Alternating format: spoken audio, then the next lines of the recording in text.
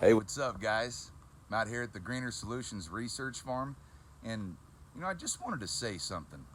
The number one excuse that I hear as far as gardening goes and why people don't do it is, hey, Captain Planet, I just don't have time for a garden.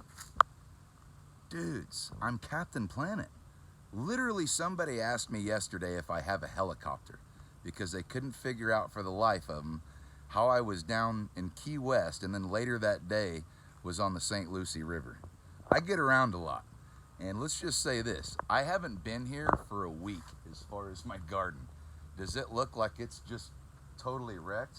I got a few weeds to pull here and there. No big deal. Sure better than using herbicides, whether that be inorganic or not. People keep asking me, hey, what about an organic Roundup? It's a little bit more complicated than that, guys. Think about it. Whatever you can spray on a plant and kill it probably isn't that healthy. Here's a little 2 cents for you. Arsenic is organic, but would you want to drink a glass of it?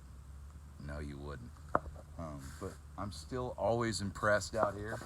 Check this out. We've got our regular Wonder Pepper right here, and then our BioFeed Wonder Pepper.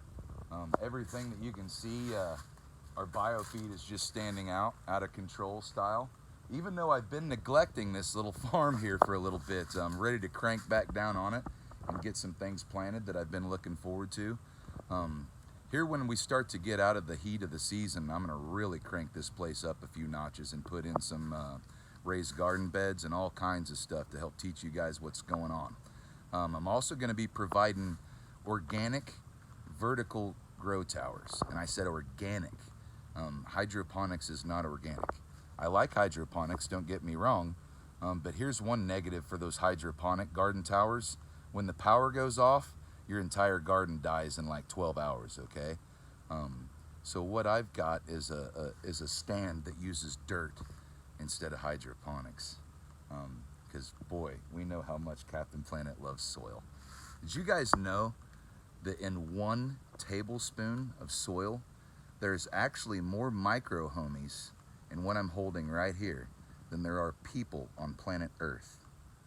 Believe it or not, 95% of all terrestrial life on planet Earth lives within the soil and not above it. And that's exactly why when it comes to agriculture, I pay attention to the soil and not the plant. The plant comes second, the soil comes first. Thanks, guys.